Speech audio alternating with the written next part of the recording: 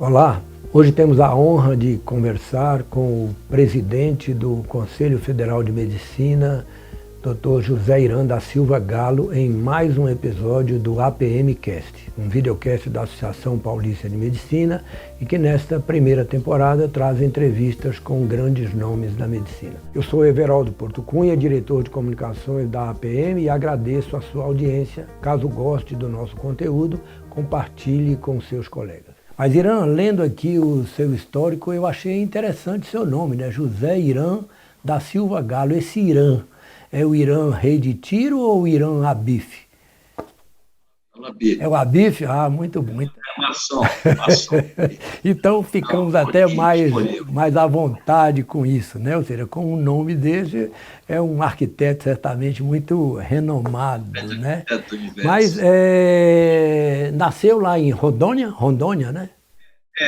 Eu nasci em Rondônia, né? Eu sou um sobrevivente, né? Porque naquela época, quando eu estava em Rondônia, a minha perspectiva de vida era muito pequena, porque nós só tínhamos até o ensino fundamental, né?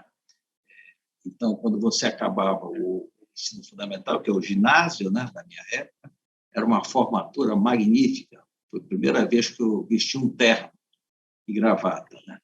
E acabando o curso ginasial, eu, eu tinha que ir para o mundo, né? Acabei o meu curso ginasial com os 14 anos, 15 anos de idade, e eu só tinha três perspectivas na minha vida. Ou eu seria militar, né? Sargento, cabo, soldado do Exército Brasileiro, ou seria bancário, ou seria padre, né? Essas eram as ofertas que nós tínhamos quando criança, quando jovem, na época era Território Federal de Rondônia. Então, a minha infância foi muito bonita, eu sempre gostei, brinquei muito, joguei muito, empinei muita pipa, peão, papagaio, bola. Então, foi assim que foi minha vida quando criança, no Território Federal de Rondônia, que depois passou Estado. Quando virou Estado, eu já cheguei lá como médico. E tinha quantos anos quando foi para Belém? Eu tinha 15 anos de idade. 15 anos de idade. Eu, quando cheguei em Belém do Pará, eu cheguei predestinado a fazer medicina. Só que o curso de medicina era muito disputado, né, na época, né? E, mas naquela época não tinha faculdade privada, né? Era todas públicas, né? E eu não tinha base, porque saí de uma situação que eu tinha acabado meu ginásio sem muita base escolar, né? E nas minhas primeiras notas era a bandeira da França, azul e vermelho. Tinha mais vermelho que azul. Por quê? Porque eu não tinha base na área. E comecei a estudar muito e achava impossível, muita gente dizia que era impossível passar no vestibular de medicina, uma vez que a concorrência era muito grande. Mas eu sou muito determinado na minha vida. E abracei a causa e, graças a Deus, passei logo na primeira vez que eu fiz o vestibular de medicina, eu passei logo. Ok. E quando foi para Belém, foi com a família? Seu Adalberto e Dona Maria Inácia foram também juntos ou não? Pois é, Veraldo, veja bem, eu tinha familiares lá, em Belém do Pará. Meus pais estudaram lá também, e eu tinha tios que eram professores, o outro era juiz do trabalho, o outro era médico. E eu fui morar na casa de um deles, um tio meu que gostava muito de mim, e fiquei morando na casa deles e recebi muito incentivo quando eu cheguei lá, né? Mas chorava muito, porque tinha muita saudade da minha casa. Tinha saudade da minha casa, porque eu chegava em casa, tinha minha comidinha tudo prontinha, tudo arrumadinha, né? E depois que eu fui para o mundo, né, apesar de ter sido muito bem recebido pelos familiares do meu pai, eu tive dificuldade, é óbvio, e ao mesmo tempo tinha muita saudade que eu quase desistia, né? Quase eu voltava. E com isto eu tive uma minha determinação e consegui concluir meu curso de medicina, graças a Deus. A escola onde eu me formei foi uma escola que me deu muitos ensinamentos, e a minha turma era 100, formaram 25, né? Então, foi muito difícil. O início da minha vida foi difícil, lá em Belém do Pará, porque eu cheguei com aquele aprendizado muito sem base, né? E tive que constar a base para poder passar no curso no vestibular de medicina. E formou em que ano? 79. 79? 2 anos depois de mim, é meu calouro. Ô Irã, e a especialidade? Eu soube também aí que você é gineco, é? Eu fiz ginecologia, desde os primeiros anos, no segundo ano de medicina, eu resolvi me apaixonar pela obstetrícia. E estava plantando aquelas maternidades. Naquela época era muito mais fácil você trabalhar, não trabalhar remunerado, né? Então, eu entrei numa maternidade e consegui, quando acabei o curso de medicina, fui para o Rio de Janeiro fazer residência. Naquela época, a residência estava começando, né? Ela veio se tornar lei em 1982, se eu não me engano, né? E eu gostei muito da ginecologia. E fiz muitos amigos na tocoginecologia, né? E, com isto, eu consegui galgar a minha residência médica, o meu RQE, e, graças a Deus, eu subescolhi a profissão, a especialidade, uma vez que hoje, lamentavelmente, hoje não está fácil você ser obstetra. Ô Irã, e o que lhe inspirou para a carreira médica? O pai, o senhor Adalberto é médico, dona Maria Inácia, algum tio assim? Qual foi a inspiração? Ou foi aquela história do que você quer ser quando crescer? Eu quero ser médico e... Bom, é aquele negócio de criança, né? Brincar de médico, e como não tinha lá no meu estado, quando era território federal de Montanha, tinha 2, 3 médicos só, né? Então, ele era tudo, né? E aquilo me fascinava, né? Todo mundo prestava deferência para aquelas pessoas. Hamilton Raulino Gudim foi um médico pioneiro, um baiano que chegou em Rondônia, que eu tive a honra de conhecê-lo como criança e depois como médico, fui colega dele e era o meu conselheiro, né? E eu tinha tios que eram médicos também, que me incentivaram a fazer medicina. O meu pai, ele fez economia, depois ele era um comerciante no meu estado, e isso me deu muito incentivo. Só para ter uma ideia, Everaldo, minha esposa também é médica.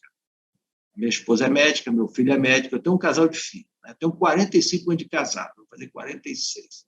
Eu tive a sorte de encontrar no Pará essa grande mulher, que é a Hélida, que sempre esteve ao meu lado e me deu muito incentivo, né? E, com isto, eu casei com ela, e ela fez residência no Hospital Adventista Silvestre, na época, e hoje nós estamos juntos, graças a Deus, muito felizes. E é muito difícil, porque eu saio da minha casa toda segunda-feira, às 1h30 da manhã, chego 6 e pouco da manhã em Brasília, e só volto na sexta-feira. E uma vez por mês ela vem para cá comigo, para Brasília. E, graças a Deus, eu tenho uma família maravilhosa. Graças a Deus. Graças a Deus, parabéns. Eu vou lhe provocar e fazer uma pergunta aqui agora que eu fiz a um outro colega que a gente entrevistou aqui, o Garcês, que é um dos vice-presidentes nossos. O Garcês também casado há 45 anos, assim como eu, assim como você, e eu perguntei a ele o segredo. Aí eu queria perguntar para você também, qual é o segredo, para ver se bate com o dele. Bom, o segredo, primeiro, tem que ter respeito. Respeito. Mútuo, né? É. Eu acho que o diálogo é de grande importância. Isso, segundo, dizer que nós não discutimos seria hipócrita. E muita hipocrisia dizer que eu não discuto com a minha mulher, mas só com respeito. Segundo, nós, quando vamos dormir, tem que estar de bem. Não tem que ficar emburrado, não tem que ficar com raiva. E isso é que traz essa longevidade. Outra coisa, Garoto, todo sábado, há 45 anos, nós saímos para jantar, juntos. Começamos nós dois, depois veio os filhos, e nossos filhos, todo sábado, saem para jantar comigo. Meu filho médico, minha filha advogada, e agora tem meu neto também, acompanhando a gente. Então, é uma convivência maravilhosa, fantástica. E eu gosto de andar muito com ela, e ela comigo. Eu não saio de Rondônia sem ela do meu lado. Pois é, a resposta do Garcês foi diferente e eu concordei com ele. O Garcês respondeu que o segredo para viver 45 anos é obedecer. Obedeça e pronto, passa a régua que o resto Sim, tudo se... senhor. Irã, nós vamos daqui a pouco falar de algumas coisinhas mais leves, mas eu queria já perguntar assim a opinião, ou seja, a posição sua. Como eu disse no começo, o homem, a pessoa Irã. O que você acha da legalização do aborto? Olha, eu sou favorável à vida. Sou favorável à vida. Tá? Eu acho o seguinte, eu defendo o aborto naquelas onde é preconizado pela lei. Estupro, anencefalo, risco de vida materna e quatro coisas agora. Estupro, risco de vida materna e anencefalo. Este está na lei. Veja bem, eu acho o seguinte, cada cabeça uma sentença. Primeiro, meus princípios éticos e religiosos e bioéticos são totalmente contra. Segundo, o que preconiza a lei, eu defendo. Por quê? A mulher estuprada, ela não pode carregar essa coisa eternamente. Segundo, quando está com risco de vida, a mesma coisa, você tem que ver qual é a pessoa que você vai salvar, o binômio mãe e feto.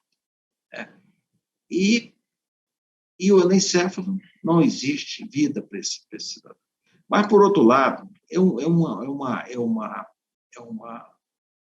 discussão muito complexa, muito complexa. Eu acho que nós, brasileiros, não estamos preparados para admitirmos o aborto no nosso país. Pois é, por quê? O índice de analfabetismo no nosso país é muito grande. Eu fiz a minha tese de doutorado, foi gravidez na adolescência, aspecto ético-social. E publiquei um livro dessa minha tese de doutoramento. Everaldo, eu fiquei pasmo. Por quê? Porque a gente não estava acostumado a dizer que a gravidez na adolescência era um caso de saúde pública. Tínhamos gravidez recorrente em meninas de 11, 12 anos de idade. Meninas que foram estupradas. E eu, como obstetra, devido à camada que eu atendia social, eu não tinha me deparado com esse fator tão importante que é a gravidez na adolescência. E eu aprendi muito. Eu lamento que os meus ensinamentos eu não pude levar, principalmente para o meu estado, aonde eu quis ajudar. Procurei governador, procurei, só não é preciso me contratar, nós só precisamos de uma equipe multiprofissional. Para nós começarmos a conversar com as nossas adolescentes, que é o futuro do nosso país. Então, voltando ao assunto, quanto ao aborto, é uma situação muito difícil de ser discutida e que o país não está preparado ainda para esse tipo de decisão.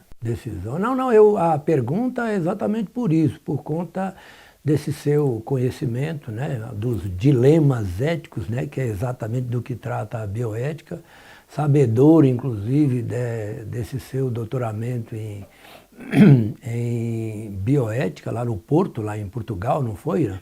Isso, aí eu participei... Eu fiz meu doutoramento no Porto, convalidei que aqui o nosso país é engraçado, né?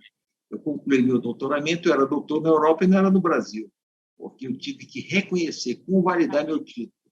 E, para isso, eu tive que procurar a UNB, Universidade Federal do DF, de Brasília, para poder convalidar meu título de doutoramento. Depois, eu fiz meu pós-doutoramento, também na Universidade do Porto. E agora, eles me convidaram para ser professor voluntário da Universidade do Porto e eu aceitei o desafio. Muito bom.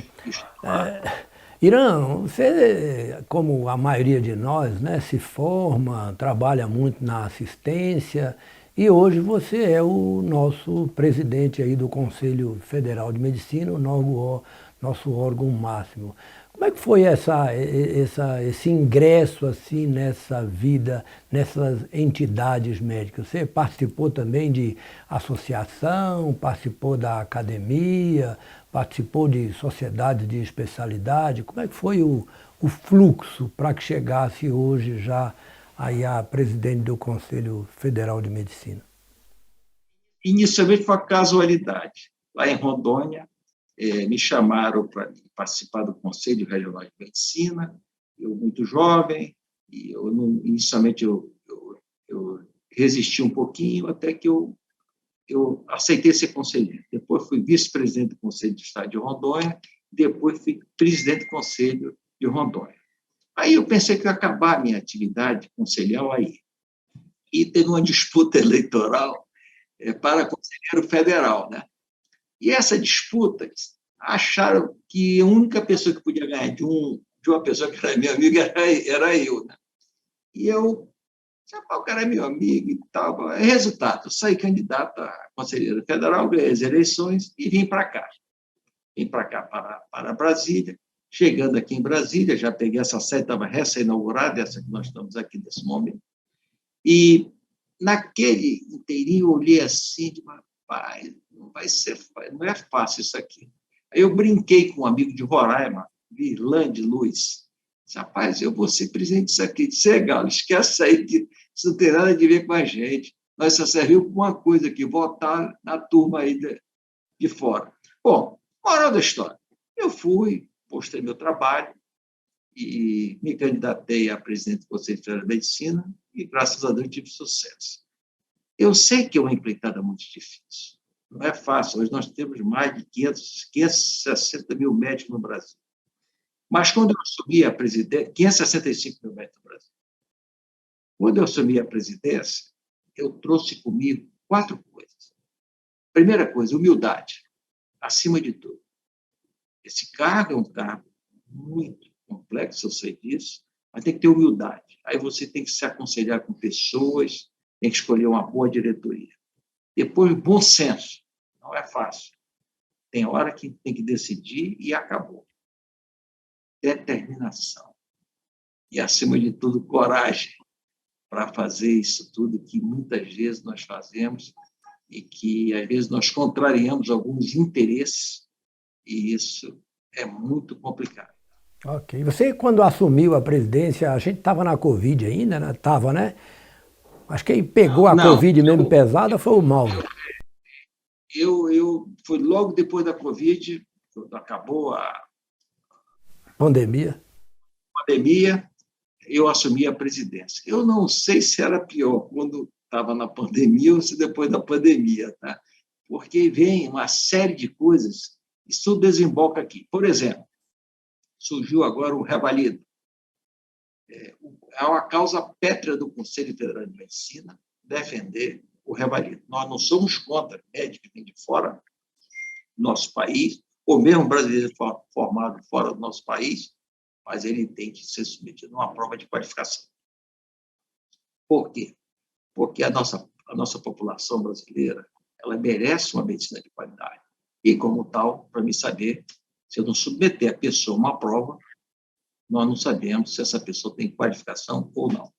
Aí depois vem aquela abertura de escolas médicas indiscriminadas. Temos 389 faculdades de medicina no nosso país. Muitas sem a menor condição de funcionamento. Mas muitas, sim, em qualidade. Né? Então, eu peguei uma situação, uma crise muito grande no ensino médico, quando houve mudança de governo, onde você tem dificuldade de diálogo, mas eu sou um homem do diálogo e procuro as autoridades, procuro a ministra, os ministros, para poder dialogar e ver o que é melhor para a medicina brasileira. E, acima de tudo, Everaldo, o que eu fiz? Eu pacifiquei as entidades médicas. Primeira coisa que eu fiz, procurei o presidente da Associação Médica Brasileira, César. Eu criticar MB, criticar o CFE, isso não é bom para a medicina brasileira, não é bom para o médico brasileiro. E, graças a Deus, essa pacificação está acontecendo entre eu e o César e a FENAM, peguei as federações sindicais e estou conversando, as sociedades de especialidade. Só para você ter uma ideia, Everaldo, eu chego aqui às 6h20 da manhã. Eu tenho hora para chegar, mas não tenho hora para sair. Eu só saio daqui às vezes 18, 19 horas. E minha assessoria, eu tenho muita sorte. Encontro pessoas muito boas do meu lado. Eu tenho uma assessoria fantástica. que me ajuda muito. Agora mesmo eu estou com a turma aqui do meu lado, né? Acabar de almoçar e vir aqui para montar todo esse aparato para mim poder conversar com você. Então, Deus é muito bondoso comigo na minha trajetória, né? E a A família é de família grande é importância. É o núcleo de qualquer sucesso de qualquer pessoa. fundamental. Não, essa busca, né, de aproximação com as entidades médicas, eu acho que isso é uma coisa que a classe médica como um todo gostaria que fosse feito, né? Porque a cada uma tem as suas distinções, cada uma tem as suas características, mas certamente que existem intersecções e grandes, né? Então, da mesma forma, Mas, mas Everaldo, nós só seremos fortes se todas as entidades estivermos unidas. sim, Se nós não estivermos unidos, seremos fracos.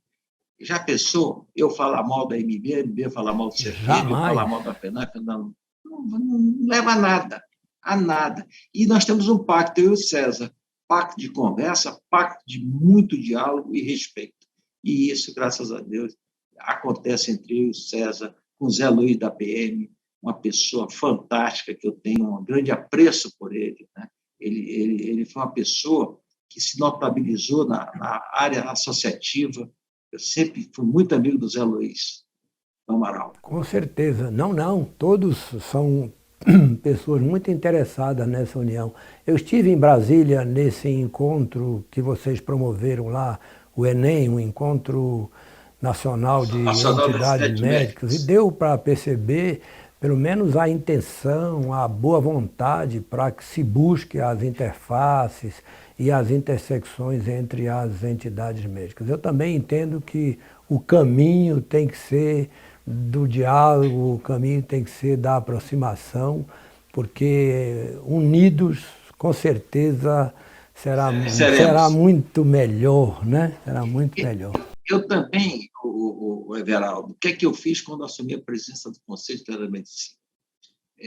Eu pacifiquei o sistema conselhal, diálogo constante com todos os presidentes dos conselhos regionais de medicina. Eu tenho uma reunião por mês com os presidentes e com os conselheiros federais, todo mundo junto, para nós discutirmos o que é melhor para a medicina brasileira, o que é melhor para o médico brasileiro, e discutimos todos os pontos possíveis e necessários, escolas médicas, revalida, RQR, Registro de Qualificação de Especialidade, né? Incentivar a residência médica, porque hoje é o padrão ouro da medicina é a residência médica. Médico que se forma sem residência médica, ele está fora do mercado de trabalho. Vamos voltar para a pessoa de Irã. Irã, você gosta de viajar? Consome recupera as energias como?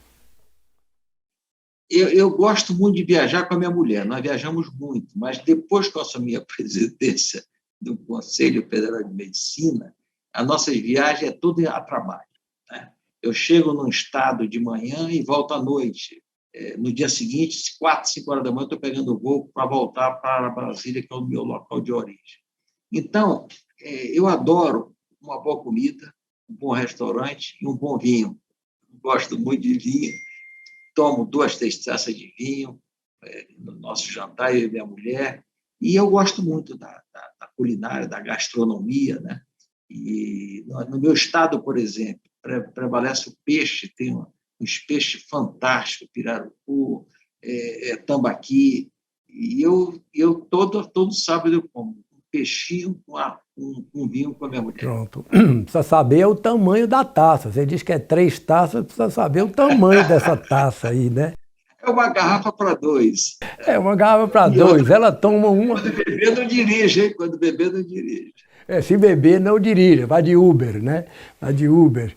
E gosta de festa, de dançar? Ou é mais Olha, eu não recluso? sou um bom dançarino, não, viu?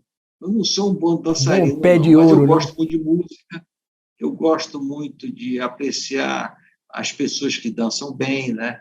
Mas eu não sou um bom dançarino. Nem eu nem minha mulher somos bons de perna, mas eu gosto de apreciar quem dança bem, né?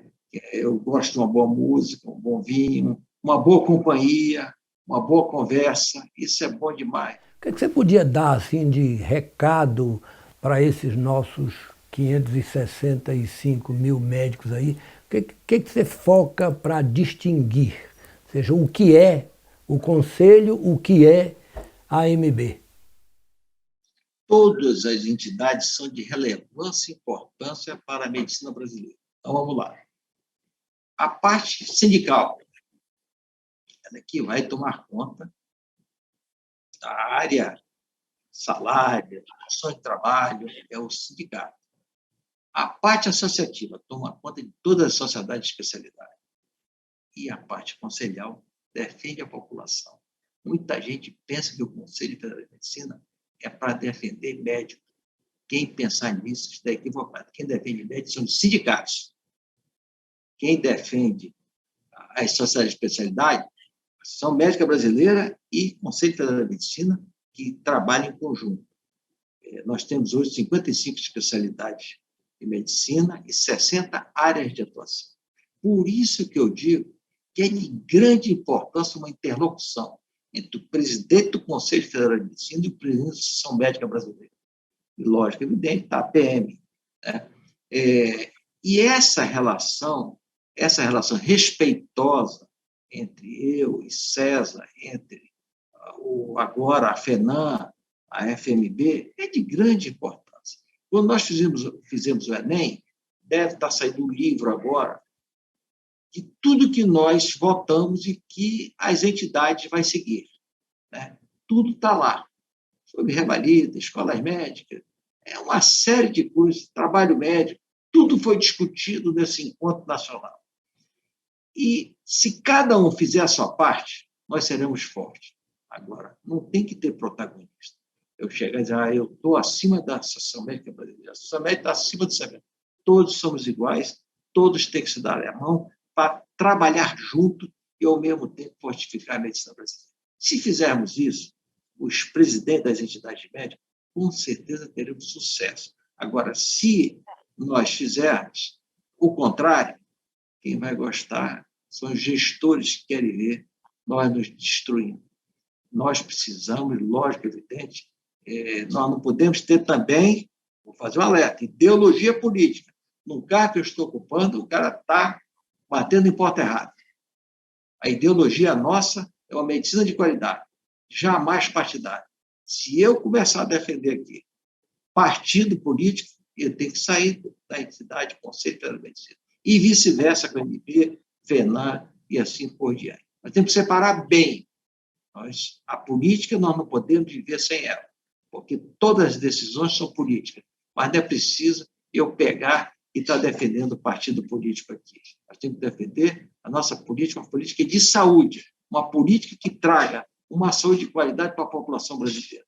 Nós não podemos, Everaldo, ter dois tipos de medicina no Brasil. Uma medicina para pobre, outra medicina para rico. A medicina é uma só. E, como tal, nós temos que defender os presidentes das entidades. Vamos dar uma suavizada aqui agora. Gosta de futebol? Joga ainda? Não aguenta? Tem perna ainda para jogar? Rapaz, deixa eu lhe falar. Você lembra que era futebol de salão, né? Na época era futebol de salão, hoje é o futsal, né? Na época, está dentro do garrafão, aqui, eu jogava relativo. Eu, normalmente, tinha algum traquejo para esporte, né? Eu jogava relativamente bem futebol de salão. Joguei até na seleção da minha faculdade, tudo, eu gostava muito. E naquela época eu usava cabelo grande, né? Rabo de cavalo, né? Era todo, rabo de cavalo, todo, chinela, bolsa de couro cru a tiracolo. E eu jogava futebol, gostava de futebol demais, mas demais. Só para você ter uma ideia, quando eu fui para o Rio de Janeiro, meu time era Vasco, por quê? Porque meus avós eram portugueses, e todos vascaínos, né? Eu estou sofrendo demais, está em último lugar meu time, no Brasileirão. Isso, mas eu continuo sendo Vasco, mas muito triste, né? Muito triste. Estou aqui com o flamenguista aqui que está rindo aqui de mim. Pô, você podia... Mas, o que é que eu posso fazer, né? Eu gosto de futebol, eu gosto muito de esporte. Lógico, evidente, eu estou evitando algum esporte de confronto próximo. Eu parei de praticar karatê, porque você pode ter lesões, então eu parei um pouquinho, faço minha física, dou minha corridinha, bato um saco de vez em quando. Já está no... Mas eu evito confronto próximo. Já está nos 70 mais, né? Pronto, mas você quer um... Então, essas coisas todas.